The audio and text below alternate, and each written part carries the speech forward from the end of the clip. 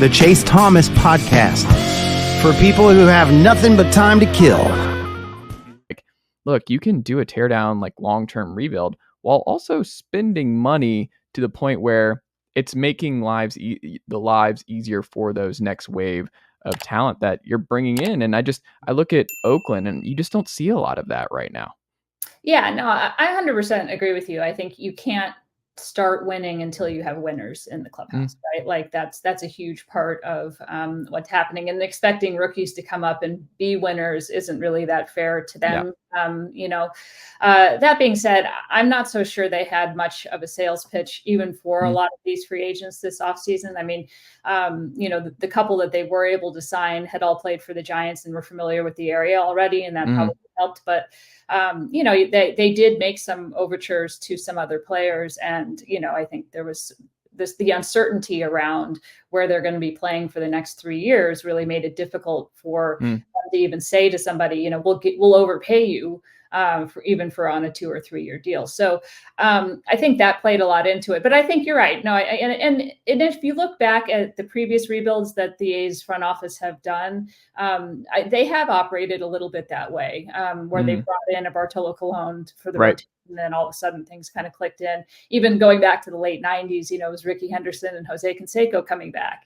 So I wouldn't be surprised if they're able to get their situation more stabilized, if that's something they go back to trying to do. But they also are dealing with an ownership group that's been also far more frugal, and I'm being polite here, frugal than even the past ones have been. So, there's probably a limit there as to what they can do creatively. But I do think that they see the value also of having a veteran mix in there as well. And this is, I guess, kind of a complicated question, but when you think about, we talk about the uncertainty over the next 3 years in Oakland, what do you foresee? Because the rendering, which the latest one, I was talking to John about this, where it's like, I wish someone would do a breakdown, and maybe this is the Athletic, of who has more stadium renderings than between the Rays and the A's over the last 20 years, because the amount that I have seen between Tampa and Oakland and now Oakland with the Vegas aspect to this as well, I don't know what to believe when you see the latest one. I do love the meme of like Kramer. I don't know if you saw the Seinfeld Kramer meme of like in the right field.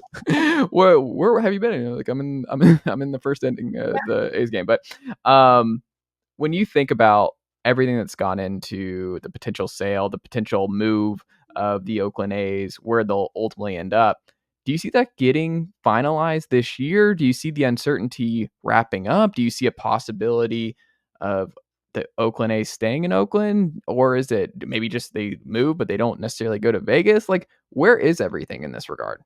I mean, I honestly, because we can't even come up with a coherent prediction for this right now is 100% what the problem is. We're almost a year to when they announced that they were going to be moving to Las Vegas.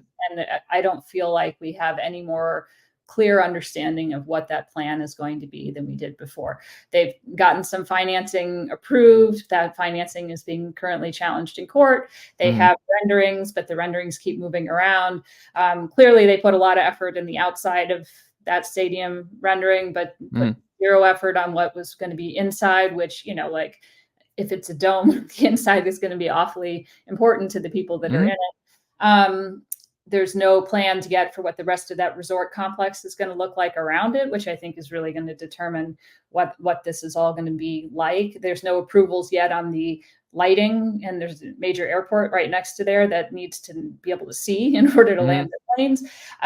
So there's a lot of questions. There's a lot of questions as to whether John Fisher actually has the financing to meet the other end of the financing package that he hasn't gotten from the state of Nevada. I would think that in the next year we'll get answers to those questions. I can't predict what the answers are going to be at this point. I would have thought we would know within 2 months of that announcement all these questions right now.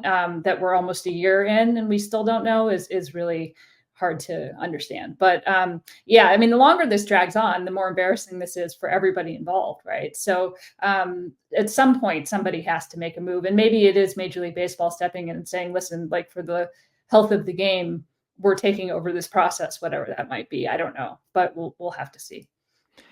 Because like you said, it's a disservice to the players, it's a disservice to the fans, it's a disservice to the other teams around baseball, because it's hard to, deal with Oakland right now, where you're like, I don't really know what they're doing outside of just shedding payroll and getting ready for a maybe move. Like, I'm just so surprised that it's still like we're a year out, and the fact that we're wondering if the A's end up in Las Vegas at all is just out in the atmosphere as we're getting ready for a 2024 new season. Like, that's baffling to me that there's no sense of urgency to resolve this on either side. And I don't know.